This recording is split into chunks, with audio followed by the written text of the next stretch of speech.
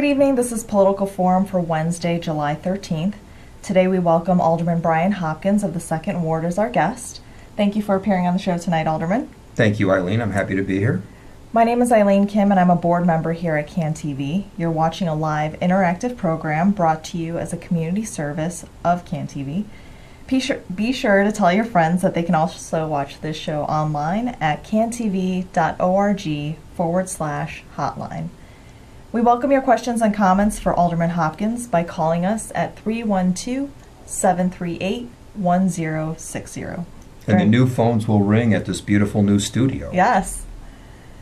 During the next 25 minutes, we'll try to get to as many of your calls as possible on the air. So Alderman, can you start by telling our viewers a little bit about yourself? Certainly. Well, I'm privileged to represent what I think is one of the most interesting and unique wards in the city of Chicago. I've been in office now for a little over a year. Prior to that, I was the chief of staff for one of our Cook County commissioners, Commissioner John Daly, and I had that position for many years. So I'm no stranger to local government, no stranger to the building that contains both the City Council and the Cook County Board. But it was a big jump to go from a staff position to elected position. It's a great increase in responsibility and one I take very seriously. But I do feel that my background in local government really did prepare me for this job, and it's helped me to get the first year under my belt, and I think we're off to a fairly good start serving the communities of the 2nd Ward. Great, and thank you for your service. My pleasure. So your ward boundaries are very interesting. Can you tell us some of the neighborhoods your ward covers and what it's like to represent such a diverse Yes, ward? they are, and I can tell you, as I said, just a little over a year in office, but the memory of what it was like to be a candidate is still very fresh in my mind, and as you can imagine looking at the geography there, to run as a candidate in an area like that is very challenging. We had, I think, over 14 debates during the course of the campaign because every community organization in the new boundaries of the 2nd Ward wanted to be part of the action, wanted to host us. And that was really a precursor to what it was going to be like to govern a ward like that. I really don't have a single neighborhood in my ward that's intact. What I have is fragments and pieces of many, many neighborhoods. In some cases, I have very small fragments. So what that does is two things. It increases the workload because you have to engage in so many different stakeholders, so many different community organizations. I can't say to a neighborhood, you know, I only have 2 blocks of you, so I'm just not going to take your calls and emails. I simply can't say that. I've got to respond to everybody. So it creates a tremendous demand for myself and my staff. We do an outstanding job. But the advantage to it is I really have a citywide perspective. Because I am not the voice of a single neighborhood. I go from the lake on the east, I go all the way west to Bucktown and Wicker Park and Ukrainian Village. I'm even west of Damon in some areas. So that gives me a perspective that's a little more citywide in scope than an alderman that represents a smaller area of geography. And it means that I have to be open to a very diverse set of opinions, ideas, needs, and constituencies. And I actually think, as an alderman, I'm very lucky to have that. I wouldn't trade my ward for any of the other 49 wards in the city, despite the unusual shape to the geography. And speaking of engaging with communities, what's the best way for constituents to get a hold of you? We're going to put your contact information. Yeah, absolutely. We're very accessible. Email. I respond to tweets. I respond to Facebook posts. We respond to phone calls. I'm out in the community every day. I go to quite a few evening events and weekend events as well. My neighborhood is very fond of neighborhood festivals, so I spend a lot of time on Saturdays and Sundays going to neighborhood festivals. So we're very accessible, and we get quite a few service requests on a daily basis. You can go to the website and you can submit a service request that way, or call us or email us at ward02@cityofchicago.org. We're here to serve you. Great. And for our viewers who didn't catch the contact information, don't worry, we'll put it up again throughout the show. So I recently read about your efforts to increase the safety programs budget for the special service area that covers the Wicker Park and Bucktown business districts. Can you give us an idea of how that's going and how the idea came about? Sure, I'd be glad to. You know, one of the primary issues that I hear through those calls and emails that I just referred to, in addition to service requests, people are very concerned about neighborhood safety, and people are concerned about what they see as an increase in crime. The statistics may say one thing, but you know, people's experience says something else. And if you don't feel safe in your own neighborhood, really not much else is going to matter to you. So it's very important that we do everything we possibly can to make our neighborhoods as safe as we can. Now, as an alderman, I have a limited amount of control over the Chicago Police Department. People think that you know, aldermen can act as a commander and command the troops of the Chicago Police Department, and it really does not work that way. But yet people call us all the time and they say, "What are you doing to make our neighborhood safer?" You know, they want to know that we have other ideas. So I really had to think outside of the box on this one. And I came up with an idea that's actually worked in some other communities, and I think it will work in the communities of the Second Ward. It involves taking money from a special taxing entity, which is called a Special Service Area, or SSA for short. And an SSA is a limited area that the businesses and the residences within that area pay a small stipend over and above their normal property tax bill.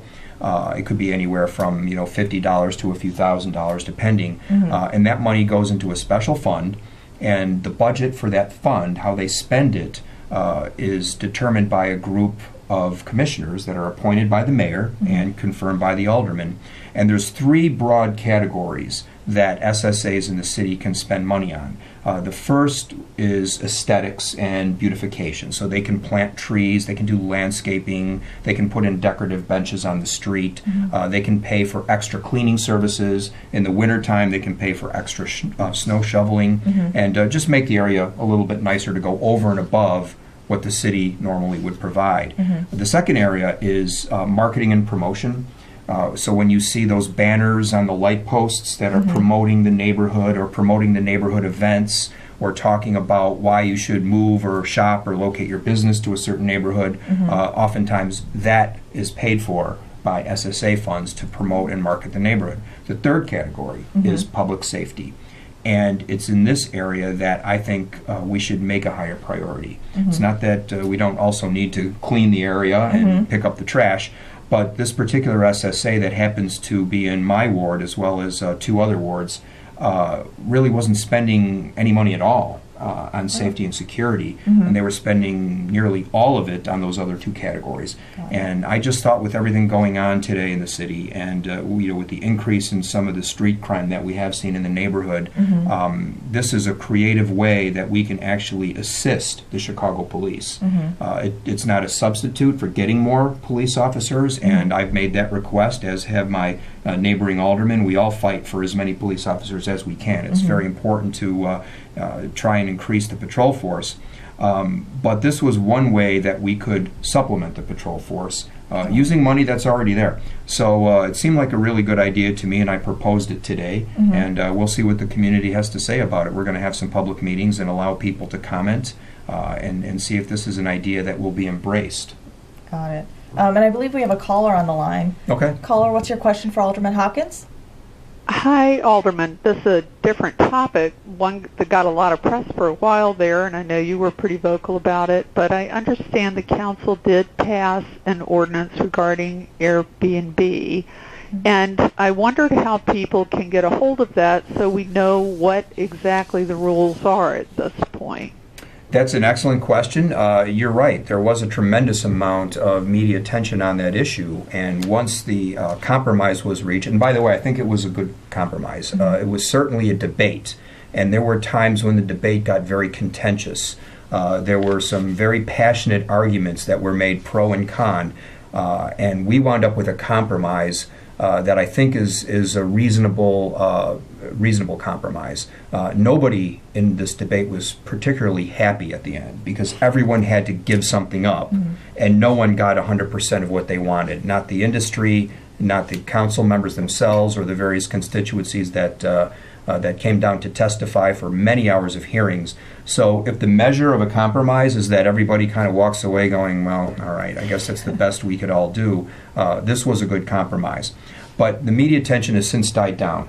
And that's unfortunate because the issue is not resolved yet. It's not over. We passed a fairly complex ordinance.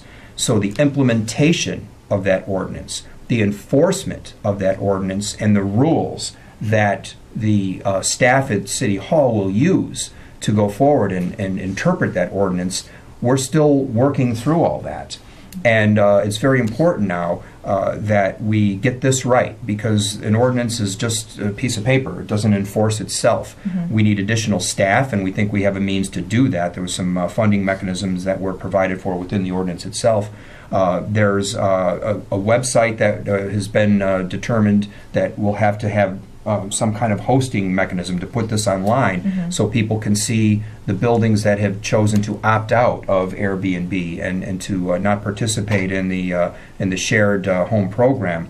So all those things need to be determined, and we're working very hard to get this up and running, because the ordinance has passed. It's now the law of the land. So it's a question of how do we implement it, how do we enforce it, and how do we communicate that to the people that have been following this debate all along. One thing that I'm working on right now that will assist the condominium buildings in particular, we're coming up with some standard language that condominiums can use to change their rules. If they choose to not allow Airbnb and the others to be in their building, we're telling the condo board members, go ahead and adopt this particular language that we're going to provide you with. It will pass legal muster in case you're challenged, and then you can take matters into your own hands locally in your building, and that'll help the condo buildings. For some of the other residential neighborhoods that are going to be dealing with this, in my ward in particular, I'm just going through it block by block. And we're working with the local community groups and the block clubs, trying to identify blocks that have problems with Airbnbs or other vacation rentals that are causing trouble, and just work with them individually to get this enforcement launched. Because, it was hard to pass the ordinance, but we did it, so now we want to make sure it works. Got it. And we have another caller on the line. Caller, what's your question for Alderman Hopkins? Yes, good evening. I'm an avid biker, and so I'm loving to see all of the bike lanes that are popping up throughout the city of Chicago. I'm just checking to see what's the latest on I believe there's talk of getting a bike lane on Wood Street, because obviously there's a lot of traffic, in the area. And so anything to be able to make bikers, a little more safe is better. So is there any update on that? Yeah, my understanding on that is it's moving forward. It does include part of the second ward, but there's a couple other wards involved in that as well, so I don't have exclusive jurisdiction over that. But I do support it. I think it's a good idea. Wood Street is a relatively safe street to ride your bike compared to some of the other streets in Bucktown, Wicker Park, and Ukrainian Village. And it's being used right now, primarily for people to commute, to go to the store, go shopping, and also to access the Bloomingdale Trail. And I think we've seen an increase in bike traffic on the surrounding streets since the 606 Trail has come online. So we have to address that. People are riding their bikes to the trail, which makes perfect sense when you think about it. So we have to accommodate various routes that people are using to get there. And Wood Street emerged early on as one of the favored routes that cyclists were using. So to implement some additional safety measures there, and just to send the signal to cyclists and motorists alike that they belong there, that provides a measure of reassurance, and hopefully it encourages courtesy among all users, because that's really what the issue is for safety. We all have to respect each other when we're traveling out on the public roadways, whether you're a pedestrian, a cyclist, or a motorist. You have to be courteous of your fellow citizens who are out there.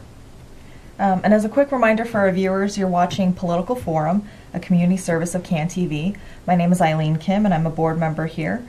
This is a live interactive show. If you have any questions for Alderman Brian Hopkins, please give us a call at 312-738-1060. And Alderman, I believe we have another call. Okay. Caller, what's your question for the Alderman? Yes, a couple of points. And I think it's important with regard to creating public policy that we strike a balance, especially in this new age of technology. The reality is that the question of the things like Airbnb and Uber and whatnot, there are established entrenched industries that have a vested interest in ensuring that, that these new fledgling industries really don't necessarily impact them economically. There are people in the city, and I know them, I live here in the Gold Coast, people who have an extra bedroom, people who would like to do something with that spare space, and Airbnb allows them to every now and then, take in someone. It also gives people who, quite frankly, can't afford to stay in the Gold Coast area when they come into Chicago an opportunity to enjoy that community, and doing it at a much lower rate than they'd have to pay to stay at a nice hotel in the nearby area. Now, I certainly agree that it was not the intention of the people of the city of Chicago to allow someone to buy a property and to use it 90% of the time as an Airbnb property. That was not the intent of what people in the condo association wanted, or others in the community. But on the other hand, we shouldn't impact that person that wants to rent out their place once every couple of months, or a room in their place once every couple of months, to help them offset their costs, and at the same time think about the benefits that brings to Chicago, because the money that you don't pay the Hyatt or the Hilton, that's money that those people who come to Chicago, utilize Airbnb, pay to the communities in the way of spending more at restaurants and street fairs and doing all the other things that we benefit from when they come to Chicago. When someone comes to Chicago and they pay the Hyatt a certain amount of money, that money doesn't stay in Chicago. It leaves Chicago by and large. And this money through Airbnb, most of it stays in Chicago because it goes to the residents who are leasing out their places. So again, I think that there's a way to strike a balance here. I don't think that it's an either-or proposition. Well, the caller raises a good point. In my earlier comment about the compromise, comes into play there. There were voices calling for an outright ban on Airbnb, top to bottom, to just make it illegal. And there were voices who, certainly from the Airbnb industry, which is, by the way, well-funded, who were saying, just leave us alone, let us do anything we want. So we tried to find that balance, and we tried to find the sweet spot in the middle. And I would argue we were largely successful in doing that, because Airbnb will continue to operate in Chicago. They will have appropriate restrictions and regulations, but it does remain a choice. People can go online, and you can find listings right now today in Chicago. So we didn't ban it, but I do want to respond to the idea that this was driven by the industry, and the caller mentioned the Uber debate as well, and there are a lot of parallels there. But in the case of Uber versus the taxi medallion industry, that really is an industry-driven debate. When we as aldermen get phone calls and letters and things like that on that topic, it's really the taxi industry that's representing itself there, as they have every right to do. They feel that they're under threat, and in many ways they are. They're trying to protect themselves, but that is an industry-driven debate.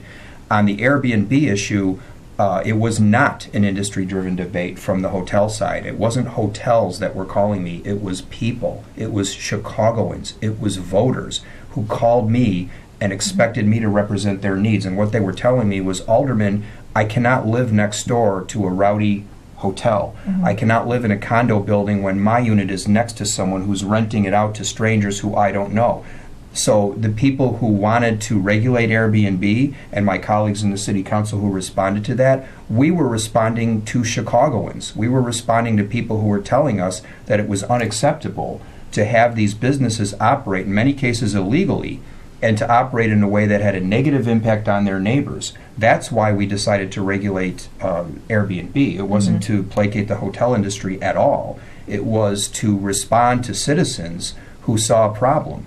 Now, people have been staying in extra rooms as tourists for years. That's been going on long since the advent of the internet.